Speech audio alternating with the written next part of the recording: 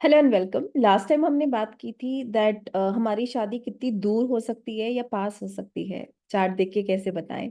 आज हम बात करेंगे कि under what situation and circumstances we can meet a partner. मतलब कि हम अपने पार्टनर को जिससे हमारी शादी होती है उनको स्कूल टाइम से ही जानते होंगे या वर्क प्लेस में मिलेंगे, फादर के थ्रू मिलेंगे, खुद से उनको अप्रोच करेंगे।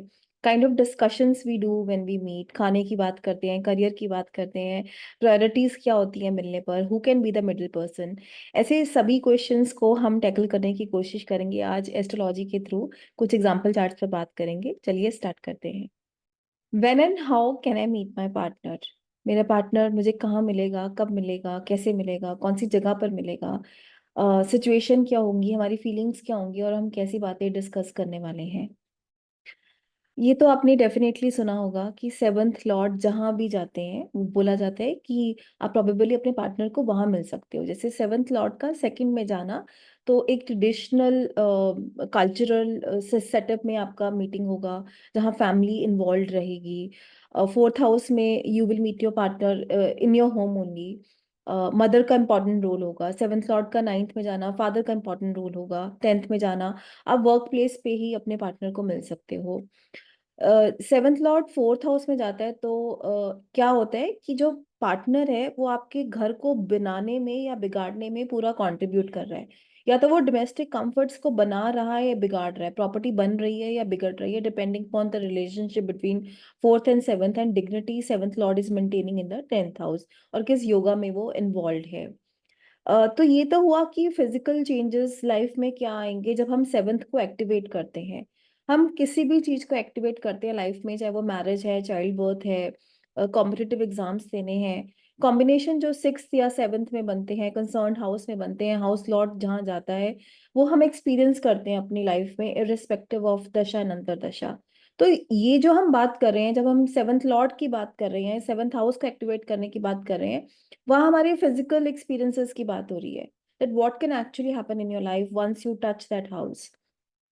जब हम सेवंथ लॉर्ड को टेंथ में जाने की बात करते हैं तो probably your partner can be very career oriented. आपका मिलना वर्क प्लेस पे हो सकता है, पार्टनर प्रोफेशनल हो सकता है, और वो आपके करियर में कंट्रीब्यूट करेगा या आप कंसर्न रहेगा उसको लेके कि तुम क्या कर रहे हो, तुम्हारा स्टेटस क्या है सोसाइटी में, बिकॉज टेंथ हमारे स्टेटस क्या है। सेवंथ लॉर्ड का टेंथ में आना वो हमारे स्टेटस को अपलिफ्ट करता है या बदनामी भी देता है अगर सेवंथ टेंथ में आके अफ्लिक्शन दे रहा है। तो अगेन आई एम सेइंग कि सेवंथ लॉर्ड की पोजीशन हमारे फिजिकल एट्रीब्यूट्स को, फिजिकल एक्सपीरियंसेस की बात कर रही है।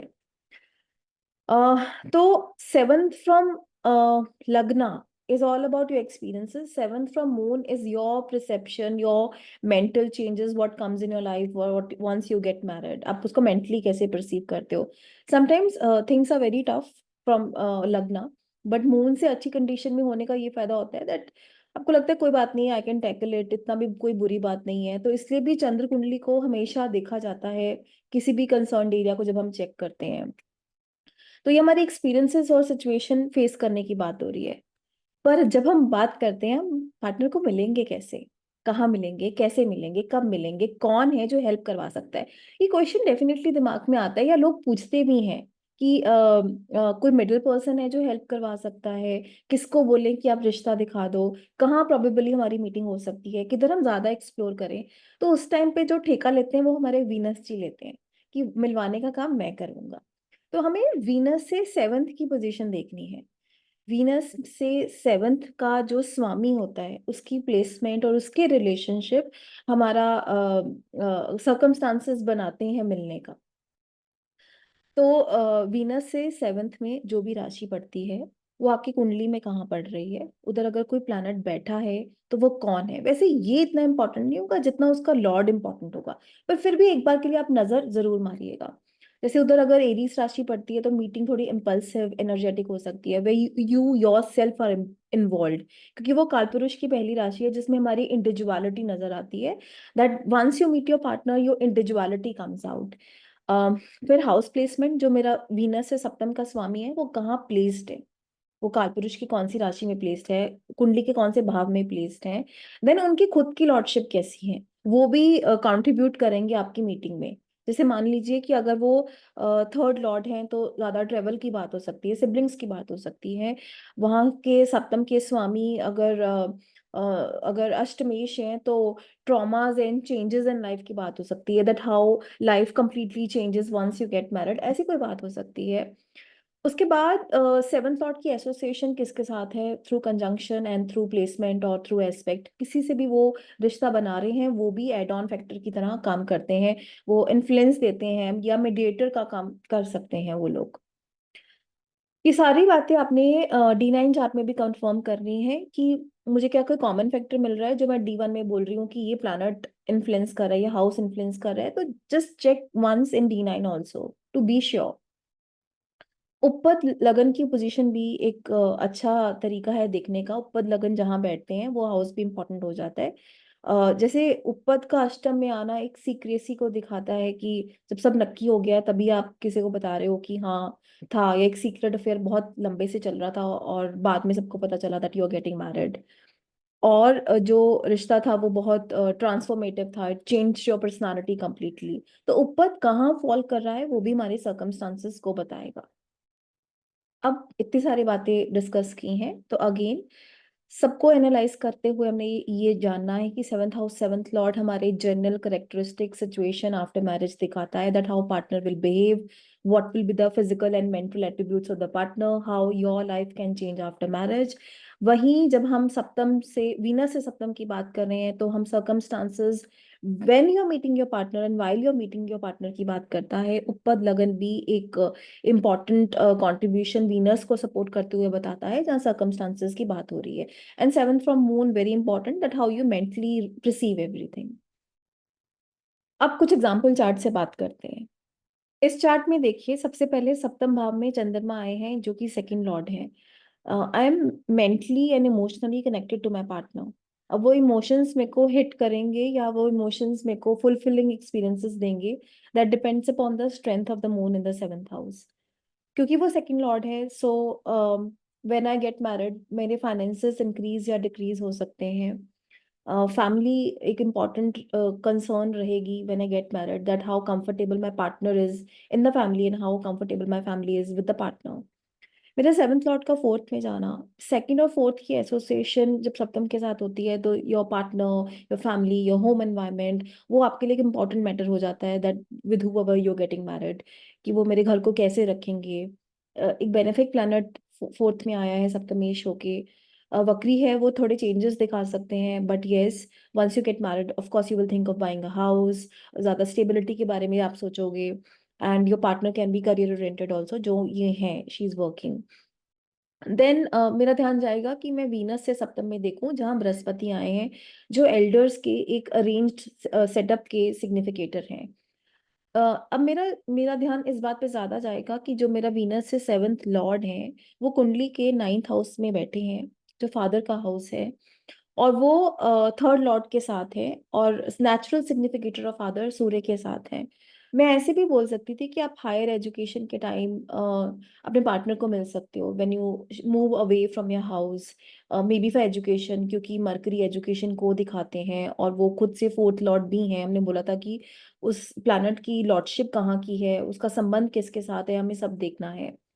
अब पर इनके केस में ये कैसे मैनिफेस्ट हुआ, इनके फादर ऑनलाइन या मैट्रिमोनियल साइट्स में इनका प्रोफाइल डालते थे और उन्हें उन्हीं के थ्रू उन्होंने ही शॉर्टलिस्ट किया था एक लड़की, and he was in Delhi that time. Father told him that I've liked one girl for you, that you come down to Chandigarh and let's see this girl. So when they met through father, so ninth house and third house involvement also, जहाँ पर online और social media की हम बात करते हैं। And what were the experiences, what will they discuss, उसके लिए भी हमें इन्हीं प्लैनेट्स को पकड़ना है। So the main discussion was that girl wanted I would not be able to leave Chandigarh, मैं चंडीगढ़ में ही रहने वाली हूँ। If you can leave Delhi and leave your job and come down to Chandigarh, we can consider because everything else seems to be okay, but if you're okay with that then हम आगे बात करेंगे। तो वहाँ थर्ड और नाइन्थ की ज्यादा बात हो रही थी, चेंज की बात हो रही थी। So this is how this combination manifested in their life. पर वहीं जब मैं चंद्रमा से सप्तम में मंगल को देखती हूँ, वो भी एनिमी साइन में, तो ऐसा हो सकता है that while you are handling your marriage, mentally एक एजिटेशन, एक इरिटेशन हो सकती है, क्योंकि मंगल को जेमिनाई की एनर्जी बहुत अच्छे से संभालनी नहीं आती है। बहुत इंटरेस्टिंग चार्ट है। इसमें क्या हो रहा है कि लगन लॉर्ड खुद ही सप्तम में गए हैं, सप्तमेश के साथ है, बृहस्पति से दृष्ट हैं, जो नेचुरल और फंक्शनल दोनों तरीके से ही अच्छे प्लैनेट हैं, लग्नेश के मित्र भी हैं। जुपिटर का एसोसिएशन होना, they want everything to be very socially accepted. इन्होंने मुझे एक बात बोली that I always knew that I can not stick to one girl for very long, and that's the reason I am never going to get married. इनके बहुत सारे relationship रहे हैं। You are going to the relationship house, कालपुरुष की 7वीं राशि में वीनस के साथ, तो mostly they keep on approaching girls, and the way he meets girls is usually through parties, socialize करते हैं, बहुत ज्यादा सोशल है। एंड बिकॉज जुपिटर्स एसोसिएशन है, जो कि 9th और 12th लॉर्ड है, तो he loves to travel with them, and mostly when he is travelling he lands up meeting someone or another. But because of Jupiter's thing, because of human sign, इनका हमेशा से मानना रहा है कि whatever I do I want to be righteous for that. मैं किसी को तंग करके या धोखा देके नहीं करूंगा। What ever will be happening mutually और ओपन डिस्कशन के साथ। तो पॉइंट इज कि वीनस से सप्तम का स्वामी कौन है? मंगल है। मंगल खुद से सप्तम में गए गए हैं, ऐसे भाव में गए हैं जहां हम सोशलाइजिंग की बात करते हैं, मीटिंग अदर पीपल की बात करते हैं। सो ऐसा ही इनकी लाइफ में कुछ होता है और हो रहा है। चलिए इस चार्ट पर बात करते हैं। लगन से स्टार्ट करेंगे। जो हमारा सप्तमेश है वो छठे में है, और वो 4th लॉर्ड के साथ है, उन दोनों में एनिमिटी है। तो क्लियरली इट शोज कि जो इनकी वाइफ है उनकी इनकी मदर के साथ नहीं बनती है, काफी खिटपिट होती है, और वो भी छठे भाव में है।